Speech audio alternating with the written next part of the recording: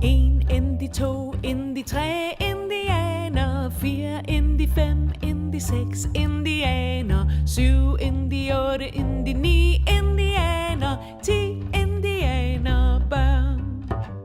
De hoppede ud i båden. 에거서 크리스티. 그리고 아무도 없었다. 제5장. 그것은 정말 갑작스럽고 예기치 못한 일이었다. 그들은 멍하니 바닥에 쓰러져 있는 그를 바라보고만 있었다. 그때 암스트롱 의사가 그의 곁으로 뛰어가서 무릎을 굳히고 앉았다. 의사가 머리를 들었을 때 그의 눈은 공포에 질려 있었다. 그는 낮고도 겁에 질린 목소리로 말했다. 이럴 수가. 죽었어요. 다른 사람들은 그것을 믿을 수가 없었다. 죽다니. 죽었다고? 건강이 넘치고 혈기왕성한 북유럽 전설에 나오는 영웅 같던 그 사람이 죽다니. 한동안 응접실은 충격에 휩싸여 있었다. 건강하던 젊은 사람이 그렇게 죽다니. 단지 위스키와 소다가 목에 걸려서. 아니야, 그럴 리가 없어. 암스트롱 의사는 죽은 사람의 얼굴을 자세히 들여다보았다. 그리고 그 푸르게 변하고 뒤틀린 입술에 냄새를 맡았다. 그리고는 마스튼이 마시던 술잔을 집어들었다. 메카서 장군이 말했다. 정말 죽었어? 단지 술에 목에 걸려서 말이요? 의사는 대답했다. 아마 질식해서 죽었을지도 모릅니다. 그는 술잔을 냄새 맡았다. 그리고는 손가락으로 남아있는 액체를 살짝 묻혀서 조심스럽게 자기 혀 끝에 대어보았다. 그의 표정이 싹 달라졌다. 메카서 장군이 다시 말했다. 난 이렇게 죽은 사람을 본 적이 없어. 단지 술이 목에 걸린 것 뿐인데. 에밀리 브렌트는 또렷한 목소리로 말했다. 인생 속에서 우리는 언제나 죽음과 함께 있어요. 암스트롱 의사는 일어서면서 심각하게 말했다. 아니요. 이 사람은 단순히 목이 막혀 죽은 것이 아닙니다. 그의 죽음은 자연사가 아니란 말이오. 베라는 거의 공포에 질린 듯이 말했다. 그럼 위스키 안 해? 암스트롱은 고개를 끄덕였다. 맞아요. 정확히는 알 수 없지만 청산가리인 것 같소. 그것은 즉시 효과가 나타나는 독약이요. 판사가 날카롭게 말했다. 그것이 잔 안에 있었소? 그렇습니다. 의사는 술병이 있는 탁자로 가서는 위스키병 마개를 열어 냄새를 맡아 맛을 보았다. 그리고는 소다술을 맛보았다. 그는 머리를 양옆으로 흔들었다. 어느 쪽도 이상이 없어요. 롬바드가 말했다. 그러면 그가 자기 술잔에 독약을 넣었단 말입니까? 암스트롱은 약간 미심쩍은 표정으로 고개를 끄덕이고는 말했다. 그런 것 같소. 블로우가 말했다. 그럼 자살? 그건 정말 이상한 일인데? 베라가 천천히 입을 열었다. 그가 자살을 하다니 이해가 안 가는군요. 그토록 활기에 찬 사람이었는데, 그리고 인생을 즐기는 사람처럼 보였는데, 오늘 오후에 그가 언덕 아래로 차를 몰고 내려왔을 때는 마치 저는 이해할 수 없어요. 그들은 그녀가 말한 의미를 알고 있었다. 앤소니 마스튼. 젊고 혈기왕성하던 그는 불사신처럼 보였다. 그런 그가 지금은 바닥에 쓰러져 있는 것이다. 암스트롱 의사가 말했다. 그럼 자살 말고 다른 것을 생각할 수 있습니까? 모든 사람들이 천천히 고개를 양옆으로 흔들었다. 다른 것은 생각할 수 없을 것 같았다.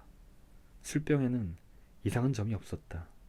그들은 모두 마스튼이 직접 가서 그 술병에 술을 따라 마시는 것을 보았다. 그러므로 술에 들어있던 독은 마스튼 자신이 직접 넣었다고 할 수밖에 없다.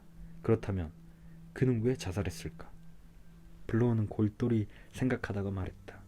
나는 이해할 수가 없소. 마스튼은 우리가 알다시피 자살할 사람이 아니오. 암스트롱도 맞장구 쳤다. 나도 동감이오. 챕터 2. 그들은 거기에서 말을 멈추었다. 달리 생각할 것이 없었다. 암스트롱과 롬바드는 마스튼의 시체를 그의 방으로 옮겨서 침대에 눕히고는 시트로 덮어두었다. 그들이 다시 아래층으로 돌아갔을 때 다른 사람들은 밤 날씨가 춥지도 않았는데 떨면서 서 있었다. 에밀리 브렌트가 말했다. 이제 그만 자는 것이 좋겠어요. 밤이 너무 늦었어요. 벌써 12시가 지났다. 그것은 현명한 말이었다. 그러나 모든 사람이 주저했다. 그들은 서로 함께 있고 싶어 했다. 판사가 말했다.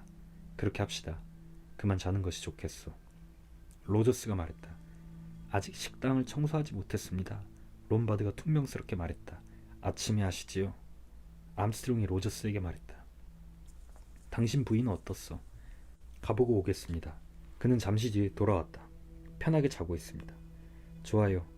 그녀의 잠을 방해하지 맙시다. 하지만 저는 식당을 정리하고 자겠습니다. 그는 식당으로 갔다.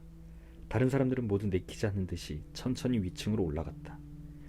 만일 이 집이 삐걱거리는 판자와 어두운 그림자가 드리워진 낡은 집이었다면 음산한 기분이 드는 것은 당연했으리라. 하지만 이 집은 현대식 건물이었다. 어두운 구석이라곤 조금도 없었다. 흔들거리는 창문도 없었다. 전등은 대낮처럼 밝았다. 모든 것이 새 것이었고 또 밝고 빛나는 것들이었다. 이 집에는 은폐된 것도 감추어진 것도 없었다. 그런데도 왠지 음산했다. 그것이 더 한층 두려움을 느끼게 해주었다. 그들은 위층에서 가볍게 인사를 나누고 각자의 방으로 들어갔다.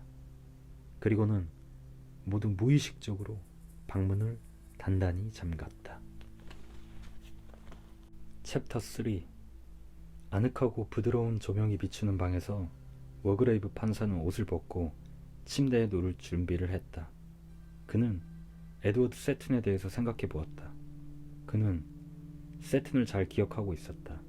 금발머리와 푸른 눈, 정직하고 부드러운 표정으로 상대방을 바라보는 태도, 그런 것이 배심원들에게 좋은 인상을 주었지. 검사였던 루엔르는 솜씨가 무척 서툴렀다. 너무나도 흥분되어 있던 그는 필요 이상으로 죄를 강조했다. 반면에 변호사였던 매튜스는 매우 능숙하게 변호했다. 그는 필요한 요점만 강조했다. 반대 신문도 훌륭했고 증인석의 증인들도 유리하게 이끌어갔다. 그리고 세튼도 반대 신문을 잘 해냈고 흥분하거나 당황하지 않았다. 배심원들은 그에게 좋은 인상을 받았다. 매튜스 변호사도 승리를 장담하고 있는 것 같았다. 판사는 조심스럽게 시계의 태엽을 감고는 그것을 침대 옆에 놓았다. 그는 그 당시에 자신의 태도를 기억해 보았다. 귀를 기울인 채 메모를 하면서 피고의 죄를 증명하는 증거들을 음미하고 있었다. 그는 그 사건을 즐기고 있었던 것이다. 변호사의 마지막 말은 훌륭했었다. 뒤이어서 한 검사의 말은 피고에 대한 좋은 인상을 없앨 수 없었다. 그리고 결국엔 그의 판결이. 워그레이브 판사는 조심스럽게 틀니를 꺼내어 물컵 앞에 집어넣었다. 주름진 입술이 오므라들었다. 그러자 잔인한 입이 되었다. 음흉하고 약탈스러운 입. 판사는 눈가에 주름을 잡으며 웃었다. 그는 세튼을 멋지게 요리한 것이다. 그는 뭐라고 중얼거리면서 침대로 들어갔다. 그리고는 전등을 껐다. 챕터 4. 아래층의 식당에서는 로저스가 겁에 질린 채 서 있었다. 그는 식탁에 놓여있는 인디형 인형을 바라보았다. 그리고 마음속으로 중얼거렸다. 한 개가 없어졌어. 분명히 10개가 있었는데. 챕터 5. 메카서 장군은 침대 위에서 뒤척이고 있었다. 아무리 해도 잠이 오지 않았다. 그는 어둠 속에서 아더 리치몬드의 얼굴을 기억해냈다. 그는 리치몬드를 좋아했다. 무척 좋아했다. 또한 자기 부인인 레슬리가 그를 좋아하는 것을 보고는 기뻐했었다. 레슬리는 변덕이 심한 여자였다. 주위에 좋은 친구들이 많았는데도 그녀는 언제나 그들을 지루한 사람이라고 했다. 싱거운 사람들이에요. 그러나 그녀는 아더 리치몬드에게만은 그런 말을 하지 않았다. 그들은 처음부터 잘 어울렸다. 그들은 함께 연극, 음악, 그림에 대해서 곧잘 얘기했다. 또한 그녀는 가끔씩 리치몬드를 놀려대기도 했다. 메카서는 그런 모습을 보고 레슬리가 리치몬드에게 어머니처럼 대해준다고 생각하고 흐뭇했었다. 참으로 어머니처럼. 하지만 리치몬드는 28살이고 레슬리가는 29살이란 것을 의식하지 못하는 것이 어리석었다. 메카서는 정말로 부인을 사랑했다. 그는 지금도 아내의 모습을 기억할 수 있었다. 둥그스름한 얼굴, 정열적인 진한 회색 눈, 그리고 아름다운 갈색 머리. 장군은 그녀를 절대적으로 믿었었다. 프랑스 전선에 있을 때에도 그는 가슴에 달린 주머니에서 그녀의 사진을 꺼내보며 그녀를 생각하곤 했었다. 그러던 어느 날 그는 알게 되었다. 그것은 소설 속에서나 나올 만한 사건이었다. 봉투에 잘못 넣은 편지. 그녀는 나와 리치몬드에게 편지를 써놓고는 리치몬드에게 보낼 편지를 나에게 붙일 봉투에다 넣었던 것이다. 지금까지도 그에게는 그 충격이 남아있었다. 그 고통, 마음의 상처. 그들의 관계가 오래되었다는 것을 알 수 있었다. 그 편지가 모든 것을 말해주었다. 주말, 리치몬드가 마지막 떠나던 날, 레슬리와 아더, 우밍언노, 그 웃음 띤 얼굴, 그 쾌활한 음성으로 예 장군님 하고 말했었지. 거짓말쟁이에다가 위선자, 남의 아내를 빼앗은 비열한 놈. 차갑고 격렬한 분노가 치밀었다. 그는 보통 때처럼 그를 대했다. 그 녀석은 정말 눈치채지 못했을까? 그는 그렇게 생각했다. 리치몬드는 조금도 이상하게 여기지 않았다. 인간의 신경이 극도로 긴장한 가운데서 성격의 차이가 쉽게 드러나게 된다. 다만 젊은 아미티즈만이 장군을 가끔씩 이상하게 보았을 뿐이다. 그는 아직 젊었지만 지각이 뛰어난 사람이었다. 아미티즈는 아마 알고 있었을 것이다.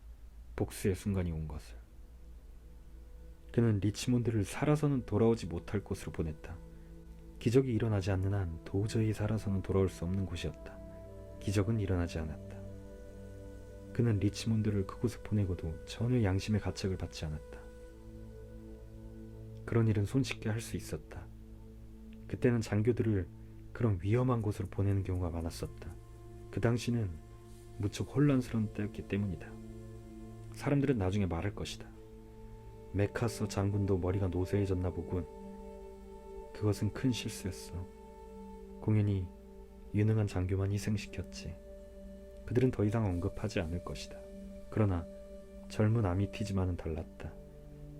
그는 그의 명령을 이상하게 여겼다. 그는 장군이 일부러 리치몬드를 죽음으로 보냈다는 것을 알고 있는 것 같았다. 그렇다면 전쟁이 끝난 뒤에 아미티즈가 떠들어댄 것일까? 레슬리는 그 사실을 몰랐다. 그녀는 아마 리치몬드가 죽었다는 소식을 듣고 슬퍼했겠지. 그러나 장군이 영국으로 돌아왔을 때에는 그녀의 슬픔이 이미 사라진 뒤였다. 장군은 아내에게 편지 이야기는 하지 않았다. 그 뒤 그들은 예전처럼 잘 살아갔다. 단지 그녀는 가끔 멍한 표정을 짓는 경우가 있었다. 그리고 4년 뒤에 그녀는 폐렴에 걸려서 죽었다. 그것은 정말 오래된 이야기였다. 15년 전 일인가? 16년 전이었나? 그 뒤 그는 군대에서 제대로 해서는 대분 지방에서 살게 되었다. 그곳에다 그가 늘 갖고 싶어하던 집을 산 것이다. 이웃 사람들도 모두 마음씨가 좋아서 세상에서 가장 훌륭한 지방이라고 여기고 있었다. 그는 그곳에서 사냥과 낚시로 세월을 보냈다. 그리고 일요일에는 교회에 나갔다. 그러나 다윗이 우리아를 위험한 전쟁터로 보내는 설교가 있는 날에는 교회에 가지 않았다. 그는 그 설교를 편안하게 앉아서 들을 수가 없었기 때문이었다. 그는 사람들과 매우 친하게 지냈다. 그러나 차츰 사람들 등 뒤에서 그에 관해 이러쿵 저러쿵 이야기하는 것 같은 불안한 마음을 갖게 되었다. 사람들이 그를 이상하게 보는 것 같아서 견딜 수가 없었다. 마치 무슨 이야기를 들은 것처럼. 무슨 소문이라도 떠돌기라도 했나? 아미티지가 소문을 퍼뜨린 건 아닐까? 그는 그 뒤로 되도록이면 사람들을 피하게 되었다. 점점 자신 속으로 움츠러들게 된 것이다. 사람들이 자기에 관해 수근거리는 것을 생각만 해도 불쾌한 일이었다. 하지만 모든 것이 오래전의 일이다. 지금은 아무 의미도 없는 일이다. 이제는 레슬리도 아더 리치몬드도 이 세상에 없다. 그 사건은 더 이상 문제될 게 없단 말이다. 그럼에도 불구하고 그 사건은 그의 생활을 매우 고독하게 만들었다. 지금은 옛날의 군대 친구들하고는 교제를 끊은 상태였다. 만일 아미티즈가 입을 열었다면 그들은 모두 알겠지. 그런데 오늘 밤 알 수 없는 목소리가 옛날의 그 이야기를 끄집어낸 것이다. 아까 나는 당황하진 않았겠지? 윗입술도 떨리지 않았을까? 당당한 표정을 지었겠지? 그러나 아무리 죄가 없다고 해도 그런 상황에서 전혀 당황하지 않을 수 있을까? 그렇게 장담하기는 어렵다. 아무도 그 이상한 소리를 심각하게 받아들이지는 않았을 것이다. 그 목소리는 다른 사람에게도 죄가 있다고 했다. 하지만 그것은 터무니없는 말이다. 그 아름다운 처녀, 그 목소리는 그녀까지도 어린애들 물에 빠뜨려 죽였다고 하지 않았는가? 엉터리야. 정신 나간 소리야. 에밀리 브렌트만 해도 그렇다. 그녀는 메카서의 연대에서 복무하던 톰 브랜드의 조카 딸이다. 그녀를 살인자로 몰다니. 누구든지 그녀가 경건한 여자라는 걸 알 것이다. 그녀는 신앙심이 두터운 여자란 말이다. 모든 게 정말 터무니없어. 한마디로 미친놈의 짓이야. 이 섬에 도착한 이래로 그게 언제였더라. 이런, 오늘 오후였잖아. 그런데 웬일인지 무척 오래된 것 같았다. 그는 생각했다. 우리들이 정말 이 섬을 떠날 수 있을지 모르겠군. 아니, 내일 아침에 배가 오는 대로 떠날 수 있을 거야. 하지만 우습게도 그는 섬을 떠나고 싶지 않은 마음도 있었다. 집으로 돌아가면 또다시 걱정거리에 빠져들게 되기 때문이다. 열려진 창문으로 파도가 바위에 부서지는 소리가 들려왔다. 저녁 때보다 훨씬 우렁차게 들렸다. 바람이 다시 거세지고 있었다. 무척 평화로운 소리야. 그리고 정말 평화로운 곳이란 말이야. 섬이 좋은 이유는 그 섬에서는 더 이상 갈 곳이 없기 때문이다. 모든 것이 끝에 와 있는 것이다. 그는 갑자기 이 섬을 떠나고 싶은 마음이 사라졌다. 챕터 6. 베라 클레이스는 천장을 바라보며 침대에 누워 있었다. 전등은 켜진 채로였다. 그녀는 어둠이 두려웠다. 그녀는 생각에 잠겨 있었다. 휴고. 왜 오늘 밤은 그가 바로 옆에 있는 것처럼 느껴지는 것이지? 가까이 있는 것처럼. 그는 지금 어디 있을까? 나는 모른다. 아마 영원히 모를 거야. 그는 가버렸어. 나의 모든 곳으로부터 아주 멀리. 휴고를 생각하지 않으려고 해보았지만 아무 소용이 없었다. 그는 언제나 그녀를 따라다녔다. 그녀는 그를 생각하지 않을 수가 없었다. 기억하지 않을 수가 없었다. 코널, 그 검은 바위, 고운 노란색 모래. 해밀턴 부인은 상냥했었지. 그리고 그녀의 아들 시릴은 언제나 얼굴을 찡그리며 베라의 손을 잡고서 졸라대곤 했다. 저 바위까지 헤엄쳐 가보고 싶어요, 클레이슨. 왜 저기에 가면 안 되나요? 클레이슨이 천장을 쳐다보자 휴고의 눈빛이 떠올랐다. 시릴이 잠에 든 저녁에 산책하러 나가지 않겠습니까, 클레이슨 양? 그들은 해안까지 거닐었다. 그 달빛, 그 부드럽던 대서양의 공기. 그리고 그때 휴고는 그녀를 껴안았다. 당신을 사랑하오. 내가 당신을 사랑하고 있다는 걸 알고 있어, 베라? 분명히 그녀는 알고 있었다. 아니, 어쩌면 그렇게 생각하고 있었겠지.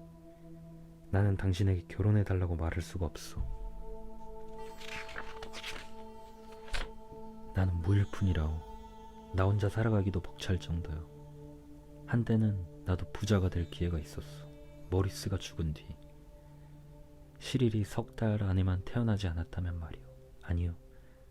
그가 여자로 태어나기라도 했었다면, 만일 그 아이가 여자였다면 모든 것이 휴고의 차지가 되었을 것이다. 그는 처음에는 실망한 것처럼 보였으나 곧 체념을 했다. 어쩔 수 없는 일 아니오. 물론 좀 아쉬운 일이긴 하지. 행운이 따르지 않은 것 같다. 그렇지만 시릴은 정말 귀여운 애랍니다. 나는 그 애를 무척 좋아하고 있어요.